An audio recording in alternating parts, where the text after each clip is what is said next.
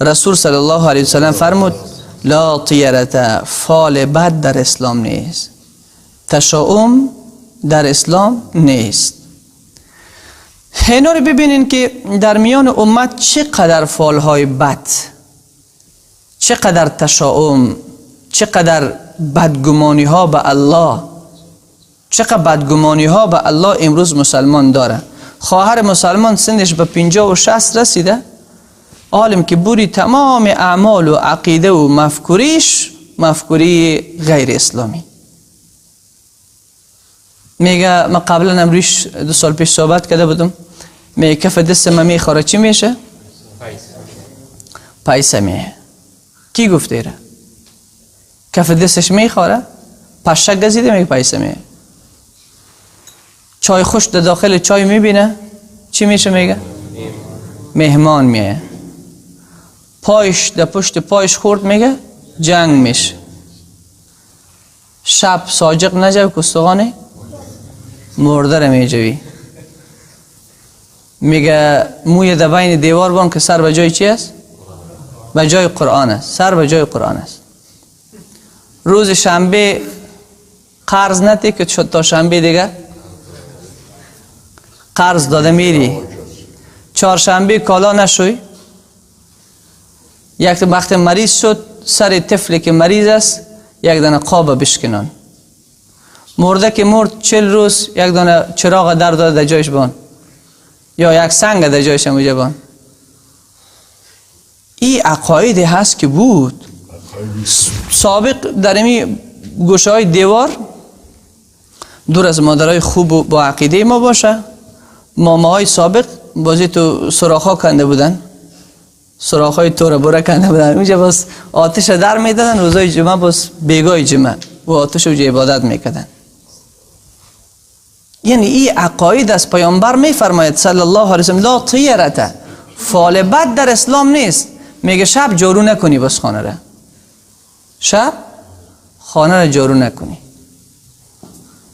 وقتی که 40 طفلت نبر آمده جای کس را در خانه نمانی که با سایه از اونا سر طفلت میزنه میغلطه. تا 40 پره نشده جای هم نری که طفلت باز مریض میشه. در مرده خانه نری که باز پریزت خراب میشه. یعنی این عقاید فاسد، عقیده غیر اسلامی است. بسیار مردم هم تو یک عقیده های خراب دارن. زیر دیگه روزه تیر شو که اگه تا که زنده هستی این مشکلات زندگیت گره خورده، تو از زیر دیگ تیر نشی مشکلت باز نمیشه. در قبرستان که رفتی در چوبای قبرستان در توغایش یک دانه چی بسته کو؟ تار بسته نه، یک تکه را بسته میکنن. تکه بسته میکنن. چی میگن؟ جنده بسته کو. یک 10 افغانی سر قبرستان میشه پرته. گرد قبر یک طواف بزن، قبر یک بوسه بکن. کل از عقیده فاسد، عقیده غیر اسلامی، عقیده شرکی است. در قبرستان که رفت یک شم در بته، نظر بابا نانک است، نظر بیبی جان است، نظر کمپیر است. در فلانی زیارت در این سال من عادت دارم یک دانه مرغ سیاه و سفید میبرم اونجا ذبح میکنم، نظر گرفتم. یک دانه گوسفند سیاه و سفید هر سال اگر ذبح نکنم این زن من مریض میشه. خاک در سر این زنید که مریض میشه. این زن بد عقیده. این عقایدی هست که در بین مسلمان ها رواج داره. یعنی وقت هم از ما پرسیده میشه اسپن خدا آدم تعجب میکنه که این ملت در قرن سرعت زندگی میکنن، در قرن اینترنت، ساینس و کامپیوتر و تکنولوژی. هنوز عقیدهش عقیده اوندو. اسپن بلابند به قول شاه نقشبند کی بود؟ پیر طریقت، پیر اولیاء، با یک عقیده بسیار صحیح و سالم. یک عقیده کفری خود را نسبت میزنن به شاه نقشبند. علی مشکل گشا است. علی مشکل گشا است. یه عقیده است دیگه، نه یه عقیده بسیار خراب، عقیده بسیار فاسد. چشمک موره را بند کده می تفلکی چشم نشه. یک تعمیر که جو کردی یک لاتی سرخ بسته کو که نظر نشه. در ایجی بچه هم یک دونه چشمک مورا بند کده، 4 طرف از چشمک مورا بسته که کیره چشم نشه. ایره پیامبر میگه صلی الله علیه وسلم من علق شیئا فقد اشرک. کسی که چشمک مورا را بسته میکنه به شانش، او شرک به خدا آورده، او به الله شرک آورده. یعنی او به این عقیده است، به این باور است که نمی چشمک مورا مریض میکنه، امی چشمک مورا صحت میده. بعضی ها چی عقیده دارن؟ میگه اگه انگشتر فیروزه بپوش کی باز از خود خواص داره. کسی که فیروزه میپوشه مچه که چی میشه که چی میشه که قطار کردن به می عقیده یک دونه انگشتر فیروزه رو در یک لگ رساندن. اینم یک بزنس است دیگه، تجارت است. در جنده بالا برو در روزه که کورا چی میشه؟ جور میشه. با یک نفر خودشون جور میکنن، نمی جور شد چشمش بوده باز کرده، باز یک توته کالای از $200 فروخته میشه. تجارت است دیگه، بزنس است. یعنی عقایدی هست که در بین مردم هنوز رواج داره. سابق خو خیلی زیاد بودن. یک کس که مریض میشه یک قاب قیمت بهای خانه رو میگرفتن سرزو میشکنندن. کی جور میشه؟ دود بکنین، یک دود بکنین. بخشی دیگه عقیده. میگه یک چیز ما گم شده پیش بخشی بریم یک بخشی بازی بکنیم همی پیداش. پیش حاضرای چی بریم در فلانی جای یک جادوگر است نامش ماندن مولا. یک مولا میگه در فلانی جای است میریم پیش حاضرات بکنیم. او جنیات داره. او اگر جنیات میدوش از گرسنگی خودش مردش ده 10 افغانی پول جمع میکنه.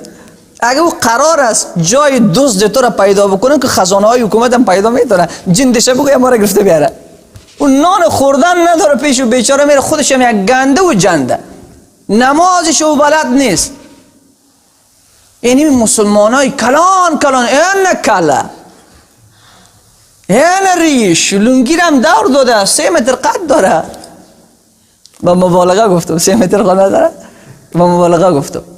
موترم زیر پایش، خدا عقلم برش داده، در سخنرانی عالم هم نشسته، نمازم میخوانه. به هر صورت کده زنش رفته خودش پشت سر شیشته و زن پیشوری کده جادوگر گپ زشته که ما فلان چیزیم گم شده فلان چیزی گم شد. یا کلش تیر است، کلش تشاؤم است، کلش بدفالی در اسلام است، کلش عقیده شرکی و کفری است. مادر 70 ساله میره پیش جادوگر میگه امی عروس ما کده بچیم بد کو. یک دانه تعویض نوشته که نامش ماند تعویض، نامش ماند تعویض، جادو را نامش ماند تعویض. یک تعویض نوشته. ما یک دختر زیاد دوست دارم، این پدر مادرش نمید، این پدر مادرش یک جادو بکن. یک قدم هم تماس میگیره از گپا، همین کارا رو میکنیم مولوی صاحب. یعنی حسیسته که عقیده مردم مشکل پیدا کرد. بین پسر، بین پدر، بین مادر، بین دختر، بین 2 تا برادر، تمام روز اینمی جادوگرای مزار پالیده میکردن که در کجا پیدا کنیم که یک جادو بکنیم. ایره جادو که ایره جادو، خبر نداره که رسول پاک صلی الله علیه وسلم میگه کسی که پیش جادوگر میره و او عمل جادو رو بجا انجام میته و ای تصدیق میکنه، به او باور میکنه، به او پول میته و از او راضی میشه، هر 2 تا کافر هستن. هر 2 تا با 50 سال نمازشون به پیشگاه خدا محکوم و مجرم و ظالم و خائن و بیدین معرفی میشه.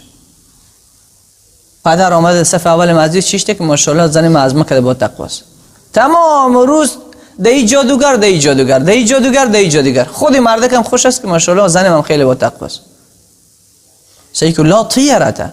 پیامبر محبوب صلی الله علیه وسلم فرمود طیره در اسلام نیست. طیره یعنی بدفالی، تشاؤم در اسلام نیست. این چیزی را بدفالی اجازه نیست که تو داشته باشی. خدا مرا نمیبخشه. بدگمانی است، نکو این عقیده را نداشته باش. تو این خو عقیده کفری است، این خو عقیده شیطانی است. الله چی است؟ غفور و رحیم است، توبه بکن الله میبخشه. عقیده پیر ما میگه از حالت ما با خبر است. نکو عقیده شرک و کفر نزن. تو پیر به کجا کشاندی؟ پیامبر از حال ما با خبر نیست، عالم الغیب نیستن، انبیاء الهی علم غیب نمیدانه. میگه پیر ما از حال ما خبر است. این عقیده فاسد، عقیده کفری و شرکی. یک از دوستان می نشستن به من میگفت که یک زن دعا کرده که فرشته ها با ما گپ میزنه. اگه پرسان کنین فرض نماز چند تاست نمیفهم، فرشته ها با او ارتباط برقرار کرد. فرشته ها با او ارتباط برقرار کرد، تا که سنت نماز نمیفهمن و از اتباع پیامبر هیچ چه خبر نیست. ببینین عزیزای من خبرتون گفتم که درسایی که ما شما میخوانیم تلاش بکنیم آماده بکنیم خود که به یه دیگه عمل بکنیم. مادرم خفه میشه، خفه شود، اون خفه شود. عقیده شرک کفر تا چی وقت داخل خانه میمونیم؟ برکت خانه رو از بین برده، برکت خانه از بین رفته. از آن در خانه نگوین که اینجا بس مرده میشه. این تفلکا که از آن میگفت بازمی دور از مادرها و بی‌باجی های خوب باشه، باز بعضی عقیده خرابایشون چی میگفتن؟ از آن در خانه نگوین که مرده میشه. مرده طفل سر جای نماز استاد نکنین که این بدبختی ایجاد میکنه. طفل سر جای نماز استاد نکنین که بدبختی ایجاد میکنه. این عزیزای من کلی نیمه عقیده شما فعلا هم برین خانه، شاید بسیارش من یادم نامده باشه، اما چیزایی که من دیدم یادم آمد. شاید بسیار موارد پیش زنا باشه که من از خبر نداشته باشم. من و رسم و رواج قوم خود با خبر هستم، ولی از این رسم و رواج این خواهرایی که دیگه هستن، مادرایی که دیگه هستن خبرم که چقدر باورای عجیب و غریب دیگه شاید داشته باشه. اینا که اینا کلش عقیده خراب، عقیده خلاف اسلامی، عقیده ای که باور بکنین اگه خدای ناخواسته ترمیم نشوه امی درون تندورخانه جور میکنه، ایمان ضعیف و ناتوان میکنه. با این نمازها باز هیچ درد درمان نمیشه. عقیده که جور نشه، عقیده زیربناست.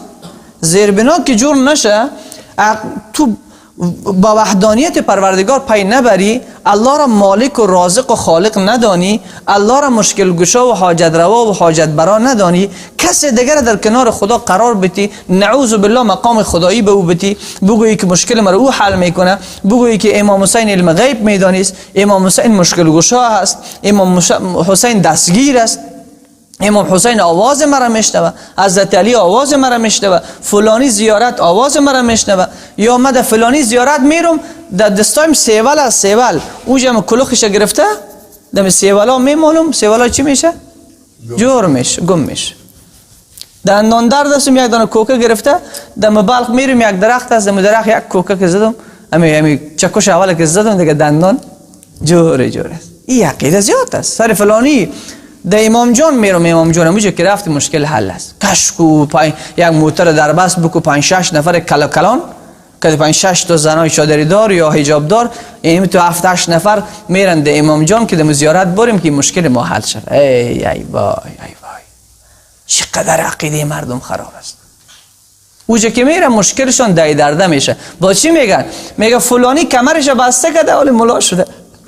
کمرش بسته کرده، این جنیات داشت کمرش فلانی ملا بسته کرده. یک شیطان مثل خود از این شیطان کمرش بسته کرده، کمر بسته که یک لطره گرفته، کمر زن یک مرد بسته میکنه، کمر یک دختر نامحرمه یک مرد نامحرم بسته میکنه.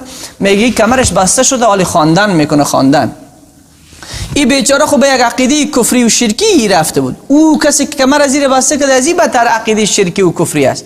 این که میایه شروع زنیمی دیگه زن کده شوهر بیانداز، شوهر کده زن بیانداز، دختر جادو بکو، بچه را جادو بکو، تمام کار از چون خود از یک فاسد نمبر 1 شده، چون از پیش یک فاسد مشرک دیگه عقیده شرکی او رفته کمر فلانی بسته شده، آلی دیگه ملا شده. ملا او نمیفهمه که واجبات نماز چند تاست، ملا شده. چی میخوانه او؟ یا 5-6 یک کتاب اون دور پیش ماندن، تو خط میکنه. دیده باشید تعویضا رو باز کردین شما، همه تو خط کردم در استدمی باز بکنی حیران میبین چی نوشته است اینجا. در حالی که در تعویض یا از قرآن نوشته شده یا از احادیث رسول صلی الله علیه و سلم که پیامبر کدام رقیه که کرده او نوشته شده با الفاظی که سریع الفهم باشه، الفاظی که وقتی که دیده شده فهمش در ذهنت پیدا شد و خوانده بتانی تعویض درسته. در غیر صورت تعویض حرام است و کسی که تعویض نویس است و کار خود و عرفه خود را می تعویض نویسی میکنه و دست به جادو و سحر میزنه، این بیچارگک بیخش کنده کارش گنده است، آخرتش هم خراب است. امام ابو حنیفه رحمت الله علیه میگه جادوگری که پیدا کردی فقط حدش همیست که گردنش با شمشیر بزنی. این مفسد فی الارض است، مفسد فی الارض است. بنان بخشی، حاضراچی، کفشناس، رمال، اینایی که فال میبینن اینا کلن عقیده ایشون عقیده کفری و شرکی است. در پالی از اینا نشستن، با اینا رفاقت کردن، با اینا همسایگی کردن، با اینا دوستی کردن، بی خاطرم خراب میکنه، بی خاطرم از بین میبره. به خاطر دعوت در پالیش رفتی که از این بدبختی نجات بدی، بازی کار خوب و پسندیده است. ولی این عملش میبینی، عمل منکرش تو رفیقت است که از اون میخوری، هر لقمی که از خانه از اون میخوری آنقدر حرام است، از گوشت خوک هم بدتر حرام است. با سحر و جادو به تو غذا تهیه میکنه، باز از این غذا تو استفاده میکنی. سیدنا ابوبکر صدیق رضی الله تعالی عنه یک لقمه را خورد، گفت به صحبت نه، یک لقمه را خورده بود. گفتن این از کجا کردی؟ گفت از کهانت آورده بودم، یعنی من جادوگری میکردم پیش از اسلام. حضرت صدیق اکبر دست مبارک خود داخل گلون خود کرد، فشار داد، ولی او لقمه چون خیلی گرسنه بود، روزه بود، او لقمه بیرون نشد. برش گفتن که اگر میخوای لقمه را بیرون کنی آب زیاد بنوش. صدیق اکبر مبارک اینقدر آب نوشید که شکم مبارک کلان شده بود. بعد دست مبارک خود داخل کرد، تمام آنچه خورده بود کلش بیرون انداخت. گفتن به خاطر یک لقمه خود میکشی؟ حضرت صدیق اکبر رضی الله تعالی عنه فرمود اگر قرار است به اندازه قیمت جان من بیرون کردن همین یک لقمه تمام میشد، جان میدادم این لقمه را از بدن خود بیرون میکردم، چون این یک لقمه مرا داخل جهنم میبرد. ما به این توجه نمیکنیم عزیزان. بنابراین لا طیرت، فال بد در اسلام نیست. پس بعد از شنیدن این حدیث تک تک و فرد ما مسئولیت داریم که اگر چونین عقیده را مادر ما در خانه داره، خواهر ما داره، دختر ما داره، اگر من نمی کنیم هر دوی ما روز قیامت در کنارشان به طرف جهنم کش کرده میشه. چقدر واقعا شرم کلان و بزرگ است که یک عقیده شرکی و کفری را یک زن بکنه، مردم از پشتش در روان است، یک دانه دستکول از هم دستر شانهش گرفته، پشت به کجا میره؟ پیش فلانی جادوگر میریم، مشکل ما حل شد. مردی که دمو کتگی، دمو بزرگی، سنش شده 40-50، سخنرانی عالم دیده، در مسجد رفته، هنوزم به همه عقیده شرکی و کفری با پشت زنش روان است. واقعا بسیار جای عیب است، بسیار جای شرم است. ولا هامه، پیامبر صلی الله علیه و سلم فرمود هامه هم در اسلام نیست. هامه چی رو میگه؟ هامه در عرب یک عقیده خراب دیگه داشتن، میگفتن انسان ها که میمره باز روحشان یک مرغ جور میشه. چی جور میشه؟ مرغ جور میشه. این پرواز میکنه به این سمت و با آن سمت، او را تشاؤم میبینه، فال بد میدیدن. حال امام زاغا که قق بکنه مردم چی میکنه؟ چی میگن امام زاغا که قق میگن؟ زاغای سیاسی ها نه یک تشاؤم دارن. چی میگن؟ روز بد میه، یا قق کده بیا میگن هوا بسیار خراب میشه. همین زاغا قق کده تیر شد. چی میکنه؟ برف میباره، این برف میباره. هنوز هم عقیده هسته. دمی مرغکام که یکمشون میخوانه همین ماکیان که اذان بده، او مولوی به خدا ماکیان ما اذان داد. ماکیان ما اذان دادی چی میشه؟ به خدای خانه در میگیره. اون روز یک کس زنگ زد میگم ماکیان ما اذان داده، یک قسم زنا یک حال رند خود زود از خانه بکشه. ما بودم بیار که من دلم در گوش رفته. چه عقیده است؟ ماکیان تو خلق کردی، نعوذ بالله. اذان دادن از تو دادی. میگه حیوان یک قسم این سگا قوله میکشه نه؟ او را یک تشاؤم میگیرن. از قمریم که قم میکنه او را یک تشاؤم و بدفالی دارن. خب گفتم این چیزایی که در یاد ما میاد، یکی چه قدر هم مانده یک فتوای کلان زنان نوشته کردن، رواه بیبیه. همین که گفته خلاص کردن که بگه رواه بیبیه، رواه بابیه. یک کتاب بزرگ زخیم، این قدر فتوا دارن، فتوای زنان. برو که در مرده خانه بری چی رقم میشه، در زنده خانه بری چی رقم میشه، قطار کردن دیگه. زن از زیر قرآن تیر کنین در داخل عروسی. گوسفندا را سابق چی میکردن؟ وقتی که صبحکی او صبحی که می بردن طرف دشت یک قرآن می گرفتن در داخل یک دانه دستمال می انداختن، اون طرف هم یک نفر محکم می گرفت، این طرف هم از زیر چی میکردن؟ گوسفندار تیر میکردن. عروس داماد که می آوردن یک خربوطه را می آوردن بین میدان می انداختن، او را آتش می زدن. بازی عروس و داماد اما تو یک 7 دوره بگردم چیز میکرد، آتش میکرد. اما آتش پرستی که هندوها میکنه، فیلم ها دیده باشین شما. منگلم منگلم منگلم که میگه امی عقیده هندو در افغانستان آن مدرن ترش آمده. آن مدرن ترش چه رقم 5-10 دانه شمع میارن، باز رو آتش یا قطاره اگه جا ماندن او رو باز آتش میزنن، باز بعد از اینکه پف کردن ابی با تویو حالی متمدن تر شدن دیگه. یعنی عقیده اما عقاید کفری شدن تمدن پیدا کرده، رونق پیدا کرده. در عروسی هم تو هست، روز عروسی داماد که سال میکنن عالم تو نیستن. برو کته نفری که دم سخنرانی ما میشن عالم هم عقیده شرکی و کفری رو هم بچهش میکنه هم دخترش میکنه. بازی بی غیرت در بین زنا داخل میشه و کمر دخترم بسته میکنم. این دیگه کی کشیده؟ این کی آورده؟ 2 دانه 3 تا نان خشک گرفته ما کمر دختر خدا بسته میکنم. مگر پیامبر کمر فاطمه را تو بسته کرده بود؟ این عقیده را دیگه این مردم از کجا آوردن؟ تو ببینی که عقاید به خدا در بین مردم پیدا شده، حال کارت بازی پیدا کردن. پیش عروس داماد 2 تا کارت گرفته برقص با 2000 از داماد مردگی که خواهرای مسلمان پیش ری خود میرقصونه، باز از او پول میگیره. دختر مسلمانی که نمیشناسه او در میدان برآمده رقص میکنه، 2 تا کارت هم در دستش 2000 دو بده 2000 دو بده. همین میگم رسبیگری نیست؟ خواهی یک فایشگری کدام رسم دیگه داره؟ خیلی یک رنگ قانونیش فایشگری، رنگ قانونی. دخترها را در میدان پرتی، دختر مسلمان پدرش شاید خبر نداره از دیگه، پدرش شاید آدم نیک باشه، اون یک کار دادن به خاطر 2000 یا 1000 افغانی یا یک خواهر مسلمان پیش عروس و داماد. با از عروس و داماد هم نوبتش برآمد، حالا نو قانون شده ایام باید برقصن، ایام باید برقصن. تو ببین این کل عقاید میگه رسم ماست. عزیز من تو خود مسلمان هستی، تو خود میگی اشهد ان لا اله الا الله و اشهد ان محمد رسول الله. اگر در امریکا میشینی، در جرمنی، اگر در افغانستان میشینی، در تاجیکستان، در کل کره زمین یک کتاب داری قرآن است. رسم تو قرآن است، عنعنات تو احادیث رسول صلی الله علیه و سلم است.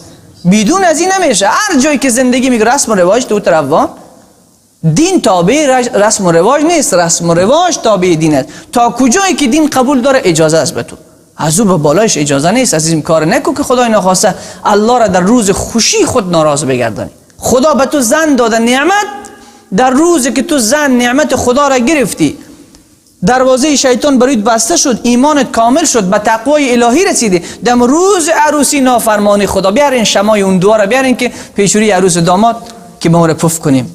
باز یک کار دیگه هم میکنن، یک بغلک کیک ببر او رو میگیرن ددن داماد، یک بغلک دیگه شبکش ایره ددن عروس. تو رو به خدا قسم میتونم در فیلم های هندی ندیده نمیره؟ در فیلم های هندی میره ندیدین؟ آیا پیامبر نفهمود خالف المشرکین؟ با مشرکان، با کافران، با بت پرستان، با گو پرستان مخالفت بکنین، سنت مرا به زندگی خود جاری بکنین. این مگر سخن پیامبر نیست؟ این قدر که ددن عزیب تو این مق مسلمانا خواهرای مسلمان سیداری خود بی حیایی است، خود بی شرمی است. یه خود دختر مسلمان بی حیا و بی شرم کردی، یه خواهر خرد عروس خود بی شرم کردی. خواهر عروس میگه که این مرده که خود هنوز ما نمیشناختیم، این کی است که ددن خواهر من نان میته؟ خود نمیفهم میگه پاره ایره بی شرم و بی حیا کردی تو. میگه روز عروسی است، روز خوشی ماست. یعنی این موارد بسیار عزیزای ما واقعا دردآور است. خیلی چقدر موارد دیگه هم که دو بین از اونا هسته. در عروس چند تا عقیده ای که دارن، در داماد چند تا عقیده ای که دارن. سابق بودن عروسا رو که میآوردن باز یک گوسفند ذبح میکردن، با خونش باز پای از رو رنگه میکردن که خوشبخت.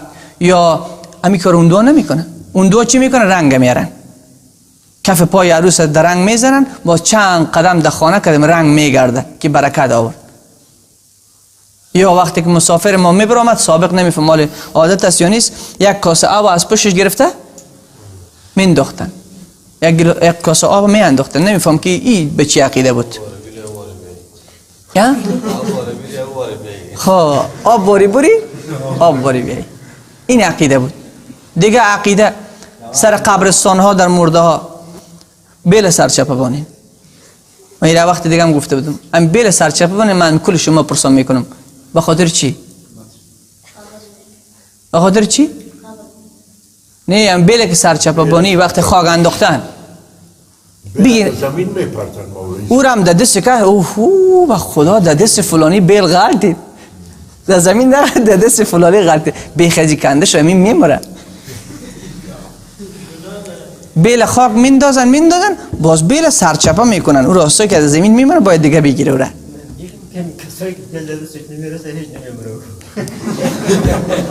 خب امیر پرسان کنید از اون موی سفیدای 80 ساله پرسان کنید که بزرگوار او آجی صاحب او بابه بزرگوار ما 80 سال عمر داری نه 80 سال شاید 80 تا مرده رو خود دفن کرده باشی. امی 80 تا مرده رو دفن کرده امی بیل سرچپه ماندی. امی روایتش از کجا است؟ چی معنا داره میگه؟ امی چی معنا داره که بیل سرچپه؟ یا گپ دیگر هم پیدا کردیم. امی سال من قبرستان رفتم وقتی که قبر خاکش میاندازن قبر که خاکش پوره میشه با یک تا خشت میارن پرسان میکنه این زن بود یا مرد؟ خب این زن است باز خشت رقمی میمانن. این مرد است با خشت رقمی میمانن. همین سال من میشه دیدم قبرستان این کی میکنه؟ موی سفید 50-60 ساله و 70 ساله. خب مسلمان چرا تو در زن تو میمانی و در مرد تو میمانی؟ نمیفهم رواه بابای همین بابای ما کرده بود ما میره میکنیم. یعنی این چیزایی است عزیزای ما که شما نسل جوان و عزیزایی که اینجا الحمدلله کل جوان است موی سفیدای ما جوان است. کسی که با عقیده سالم و صحیح است کسی که خوب الله را پرستش میکنه کسی که خوب تابع حق است او جوان است. کسی که به سن 15 سالگی از خدا بریده به خدا بیگانه است عقیده شرکی و کفری داره او پیر است. پس بنان کل ما شما که نمیجا جمع هستیم این قدر عقیده خرابه که براتون بیان کنم یک امیر ما نکدیم. از ما چی کم شده؟ از کجا این چیز کم شده؟ ما گپ زده نمیتونم ما بی جرأت شدیم ما خدای ناخواسته جن زده شدیم. مرا جن زده چرا جن ما رو نمیزنه؟ کدام روز شنیدیم کدام دختر مولا و بچه مولا رو جن زده باشه؟ این جن کجاست که غیر هوا گیر میکنه؟ خواب ما داخل مسجد یعنی 8 سال 9 سال تمام ما داخل مسجد خواب کردیم. ما وقتی که امام شده بودم بار اول خطیب شده بودم هم امام بودم هم مؤذن 1 سال تمام در یک حجره مسجد تک و تنها شبها خوابیدیم. هیچ کس هم نبود اما تو یک مسجد تاریک دیوارای بلند 1 سال تمام ما داخل مسجد خوابیدیم. مرا خود جن نزد. یه عقیده خراب یه عقیده شرکی و کفری. یک کس آمد پیش پیامبر یا رسول الله شما گفتین چشمک موره را ایجا بند نکن. ما خود چشمک موره را که بند نکنم چشم درد میگیره.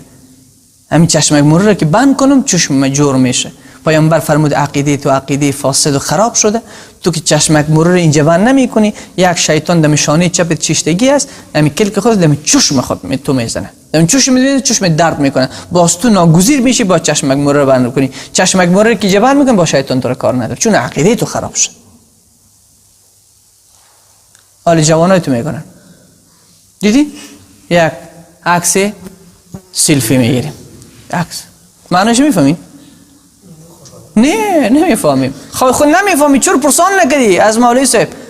مولوی صاحب دیگه کار همی چی کار داره معنایش است که در پناه دو تا خدا بشی پدر پسر الله و عیسی مسیح.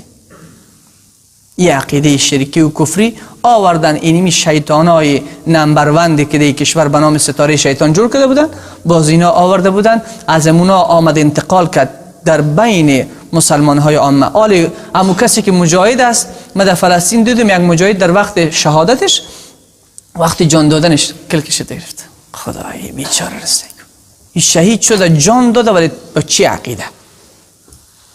او شهید شده کلکش تو یک نفر سر دعاست تو کامرا طرفش که میره در وقت دعا کردن. این عقایدی است که در بین مردم ترویج پیدا کرد. این ما باید بفهمیم باید از این اطلاع پیدا بکنیم. مسلمان باید بیدار باشه، جوان مسلمان خیلی هوشیار باشه، زرنگ باشه، باهوش باشه، متخصص باشه، متعهد باشه، تخصص در تمام فن داشته باشه، فن اسلام خوب تخصص داشته، خوب مسلمان پاک باشه، خوب مسلمان سچه باشه، با عقیده سالم و صحیح. باز برو دکتر میشه، انجینر میشه، هر چی که میشه اسلام اجازهش میده، ولی اول خوب خدا را بشناس. این حدیث در بخاری بود، 5707 رقم حدیث است. ولا سفر، آخرش سفر. نبی اسلام فرمود در اسلام سفر نیست. سفر چیست؟ زمان جاهلیت عقیدهشان نمی بود که در شکم انسان ها یک مار وجود داره. یک مار وجود داره، هر وقتی که انسان گرسنه میشه، باز از این گرسنگی صدها مرض در بدنش پیدا میشه، سببش همون مار است که داخل شکمشان است. پیامبر فرمود ولا سفر. این عقیده شرکی و کفری، این عقیده باطل، این عقیده بی اساس در میان امت اسلامی جای نداره. همین حدیث ان شاء الله فهمیدین؟ این حدیث است. الله به ما شما اجر و پاداش بزرگ نصیب بگردانه و به ما شما عمل خوب به قرآن و سنت و با عقیده صحیح و سالم الله زندگی ما را دایر بگردانه. و آخر دعوانا ان الحمد لله رب العالمین.